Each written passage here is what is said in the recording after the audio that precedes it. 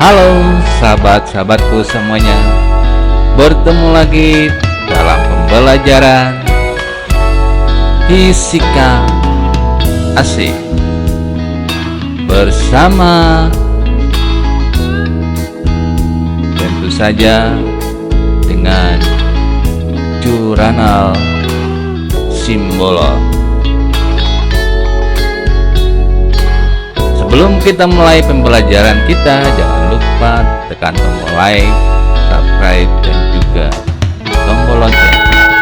Sebelumnya saya ucapkan terima kasih. Halo sahabat-sahabat fisika, saat ini kita akan membahas tentang listrik dinamis, tapi tidak semuanya. Nanti yang kita bahas hanya arus listrik sama hantaran listrik. Oke, akan kita mulai. Listrik dinamis. Sebelumnya kita sudah mempelajari listrik statis, yaitu listrik yang diam, tidak bergerak. Nah, ini sekarang maksudnya listrik dinamis itu secara singkatnya dinamakan listrik bergerak. Contohnya yang di dalam suatu rangkaian elektronik, itu udah listrik dinamis dia, di rangkaian elektronik lah ya, udah listrik dinamis juga. Yang listrik ke rumah juga udah listrik dinamis juga ya. Nah, apa itu listrik dinamis itu? Ialah aliran partikel bermuatan yang mengalir dalam bentuk arus listrik yang dapat menghasilkan energi listrik. Nah, nanti akan kita bahas lebih dalam lagi, tapi awalnya kita harus tahu dulu arus listrik itu apa gitu ya. Arus listrik itu apa? Nah, untuk itu coba kita lihat ini. Nah, seperti gini gambarannya. Nah, ini adalah sebuah baterai ya, yang ini hanya sebagai skemanya saja. Ini baterai. Terus ini kawat. Ini kita anggap kawat ini semuanya ya. Ini saya perbesar supaya kelihatan pergerakan daripada elektron ini ya. Pergerakan elektronnya ke sini. Tapi kalau arus listrik ya. Kalau arus listrik itu adalah arus listrik arahnya ini dia. Ini arus listrik ya, yang ke sana gitu. Namanya arus listrik. Jadi arus ya. Arus listrik dia. Arahnya ke sana. Terus yang ke sini itu apa ini? Yang ke sini ini apa? Ini namanya elektron. Yaitu arus konvensional namanya. Jadi kalau arus konvensional dari negatif ke positif, ini yang perlu diperhatikan dia. Dari negatif ke kalau elektron ya. Tapi kalau arus listrik namanya dari positif ke negatif, atau dikatakan ini potensial tinggi, atau dinamakan juga potensial tinggi ke potensial rendah gitu ya. Dari potensial tinggi ke potensial rendah. Kenapa tinggi? Positif ya. Potensial tinggi ke potensial rendah, arus listrik. Jadi kalau dibilang arus konvensional itu yaitu dari potensial rendah ke potensial tinggi. Tapi yang sering ditanya adalah kemana ke arus listrik? Berarti dari potensial tinggi ke potensial rendah, atau dari positif ke negatif. Oke? Nah itu. Nah seperti ini lagi, ini dalam sebuah rangkaian yang benar. Ini biasanya hambatan ini bisa dikatakan sebuah lampu gitu ya. Yang ini bisa dikatakan ini sebuah lampu ya. Ini sebuah lampu. Ini dalam rangkaian sederhana lah ya. Kita bikin ini, yang penting tahu dulu. Nanti kalau rangkaian apanya itu rangkaian elektronik lah ya. Ini baterai. Nah, ini lihat ini. Arus listrik ini cuma pergerakan elektron lagi nggak saya bikin lagi di sini ya. Nggak saya bikin lagi, nggak kelihatan lagi elektronnya ke sana dia. Arus listrik arus listrik dari positif ke negatif, atau potensial tinggi ke potensial rendah. Oke, semoga paham ya. Nah, terus persamaan yang dipakai di sini adalah bahwa arus listrik yang dilambangkan dengan I, ya, yang dilambangkan dengan I itu adalah Q per T. Q ini apa? Q ini adalah muatan listrik. T ini adalah waktu. Nah, seperti ini ada dijelaskan di sini. I adalah arus listrik, satuannya ampere. Ini udah kita ketahui di kelas 7 dalam satuan besaran pokok. Q itu muatan. Ini tadi baru kemarin kita pelajarin. yaitu di listrik statis ya. Itu satuannya coulomb. T itu adalah waktu, second. Nah, nanti dalam perhitungan jangan sampai salah. Satuan listrik dalam satuan ST adalah coulomb per second. Nah, coulomb per second ini C per S itu sama artinya ampere ya. Ini salah sedikit ya, ampere ya harusnya kan? Ampere ya, nuliskannya ampere ya. Nah ini ya. Jadi nanti ditulis dia dalam bentuk ampere ya. Ampere itu adalah coulomb per second. Nah, ada satuan-satuan lagi yang sering dituliskan di dalam rumus, yaitu 1 miliampere. 1 miliampere itu artinya 10 pangkat minus 3 ampere. Ada lagi dibilang lagi, 1 mikroampere. 1 mikroampere itu 10 pangkat min 6. Jadi nanti ini harus diingat ya, harus dihafal dalam penghitungannya. Tetapi nanti dalam perhitungan ini selalu harus kamu rubah ke ampere gitu dia. Karena kenapa? Harus coulomb per second, baru itu ampere, satuan internasional. Oke? Nah, sekarang kita masuk ke contoh soalnya ya. Ke contoh soal. Mari kita sama membahas contoh soalnya.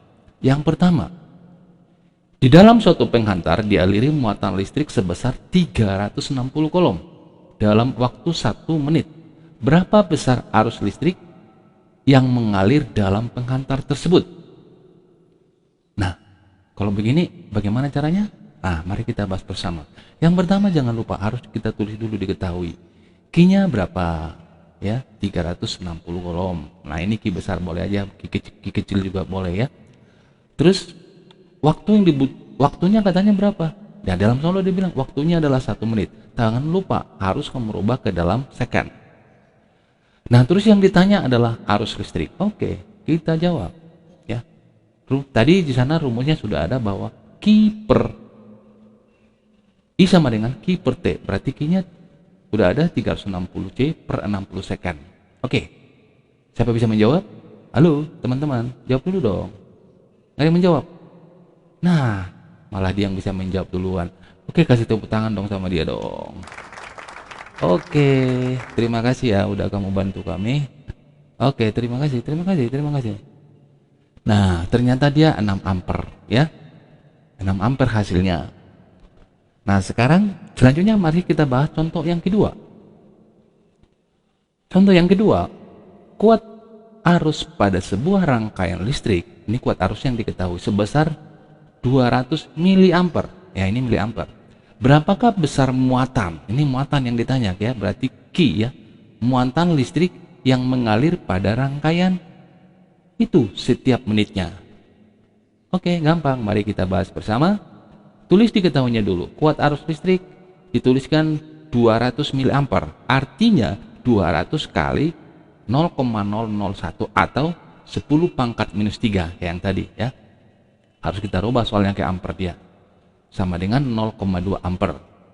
Oke, kita lanjut. Waktunya. Emang ada dikasih tahu di sini waktunya? Oh, coba kita lihat berapa besar muatan listrik yang mengalir pada rangkaian itu setiap, nah ini dibilang setiap menit. Oh, berarti setiap menit, setiap 1 menit maksudnya ya. Makanya di setiap 1 menit berarti kita rubah ke second, berarti 60 second. Oke. Terus yang ditanya muatan listrik yang mengalir yaitu Q. Oke. Sekarang kita jawab bersama ya. Oke. Jawab. Nah, tadinya rumusnya adalah I sama dengan Q per T ya. Nah, rumusnya bisa menjadi Q sama dengan I kali T. Nah, ini jangan sampai lupa loh yang bentuk dulu, yang ini udah sering kita bahas ini dulu lah. Bisa bentuk segitiga, kalau di sini Q, berarti di atasnya Q. Berarti di sini apa ya? Di sini I, di sini T gitu loh. Ya, ini jangan sampai lupa ya. Di sini T. Berarti kalau I sama dengan Q per T, kalau T sama dengan Q per I, berarti Q sama dengan I kali. Nah, kalau seperti ini dia, nah berarti boleh kita sebut kalau Q sama dengan I kali T. Kalau I sama dengan I, Q per T. Kalau T sama dengan Q per I. Nah, itu harus diingat ya. Ini udah kita bahas ini dari dulu, dari kelas 7 mungkin ya. Oke, kita lanjut. Kita tinggal masukin, kita menggunakan rumus yang ini. Q sama dengan I kali T. Berarti 0,2 ampere dikali 60 second. Oke, hasilnya berapa? Oke, jangan sampai kalah lagi. Ayo teman-teman. Ayo sahabat-sahabat fisika. Gak ada tak berapa nih? 0,2 kali 60. Berarti duluan kalian ya.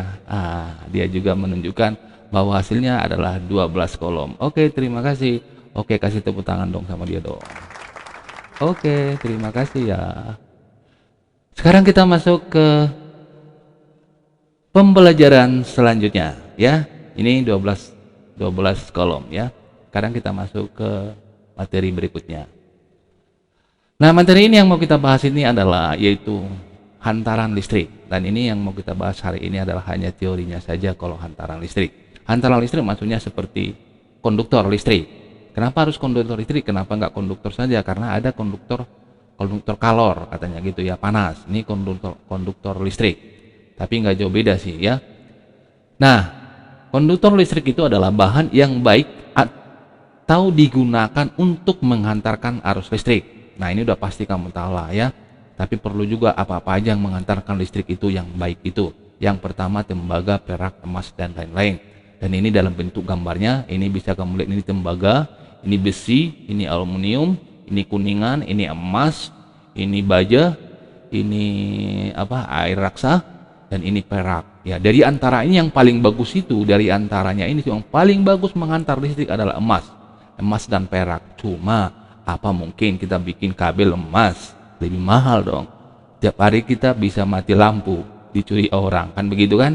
Nah itu dia, ini bagus, ini lebih bagus, emas ini lebih bagus dengan perak, lebih bagus sebagai penghantar arus listrik. Oke, kita lanjut selanjutnya, yaitu isolator. Berarti isolator adalah isolator listrik, berarti yang tidak menghantarkan, yaitu bahan yang sangat buruk untuk menghantarkan listrik, sangat buruk sekali ya, kurang bagus lah, memang nggak bagus sama sekali. Contohnya plastik, kayu, karet, dan kaca ya. Tapi ini jangan lupa, ini yang sering ini salah duga kita. Kalau kayunya berair bisa menghantar loh ya. Tapi kita usahakan selalu, makanya di sini kayu kering. Kalau berair dia bisa menghantar dia. Makanya kalau berair dia bisa menghantar. Tapi kalau kayu kering itu sangat susah menghantarkannya. Berlian juga susah menghantarkannya, nggak bisa ya. Karena elektronnya susah untuk bergerak. Itu pada sebenarnya ya, pada dasarnya. Karena penghantar arus listrik itu elektronnya bisa bergerak gitu ya. Tapi kalau di sini susah bergerak dia. Susah bergerak elektronnya ya. Ini oli juga, oil juga, sorry. Oli juga bisa. Terus karet juga tidak menghantar, sangat buruk. Nah, karet ini mungkin udah bisa kamu lihat lah dalam kabel, pasti ini yang lebih murah dan lebih bagus untuk tidak menghantar. Makanya ini karet ini ataupun plastik ya, atau gelas, karet ini digunakan sebagai pembungkus kabel lah ya, kabel yaitu ini ya, ini tembaga karena lebih murah. Nggak mungkin kamu pakai gelas juga ya, gelas ini juga bagus juga ya, dan juga nggak mungkin pakai berlian kamu bikin karena kemahalan pembungkusnya ya. Tapi ada juga keramik ya, keramik juga bisa juga, ada juga keramik juga termasuk isolator juga, karena keramik itu banyak digunakan di dalam PLN, misalkan kayak gardu-gardu itu yang di atas itu ada pakai keramik dia. Oke, selanjutnya kita bahas dengan semikonduktor. Berarti semikonduktor adalah antara konduktor dan isolator, bisa dia menghantar. Nah, bisa menghantar bisa tidak. Nah, sekarang kita lihat apa sih maksudnya semikonduktor. Bahan yang jika berada pada suhu rendah bersifat sebagai isolator. Nah, pada suhu rendah dia bersifat sebagai isolator. Sementara pada suhu tinggi bersifat sangat konduktor. Nah, ini penemuan ini sangat bagus untuk perkembangan elektronik. Nah, contohnya adalah karbon, silikon, dan germanium. Ini termasuk unsur ya, unsur-unsur yang ada di dalam kimia ya, di dalam tabel kimia itu. Tetapi ada beberapa lagi yang sudah dimodifikasi ya.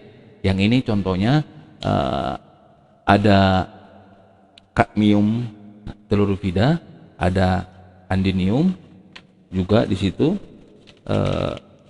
dan ada beberapa lagi, itu dia, bisa kamu bacakan ya, bisa nanti kamu cari lagi dalam hal mengetahuinya ya.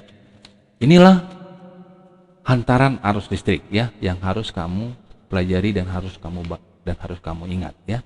Dan ini semikonduktor ini di mana ini digunakan? Oh, nah ini dulu ya. Di mana digunakan semikonduktor ini? Semikonduktor ini digunakan dalam pembuatan IC ya. IC dalam elektronik. Ini menggunakan ini dia. Menggunakan bahan semikonduktor. Oke? Oke, sampai di sini penjelasan Bapak dan sampai di sini pertemuan kita. Sahabat-sahabatku, semoga apa yang saya jelaskan dan saya berikan bermanfaat bagi kalian untuk mempelajari tentang listrik dinamis. Terima kasih. Salam sejahtera buat kita semuanya.